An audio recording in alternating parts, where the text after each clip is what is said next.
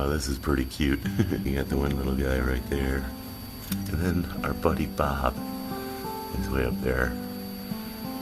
Oh, he's turned his butt to us now. Now there's a third one, doing the same thing as the other two. There were some predator birds flying around, and Chantal has the theory that maybe they're just being still and trying to camouflage into the trees. I haven't seen them this still, do this like for this long a period of time. And that's like a weird position even for this one. He has not moved. I mean, they're frozen stiff. His eyes not even moving. Yeah.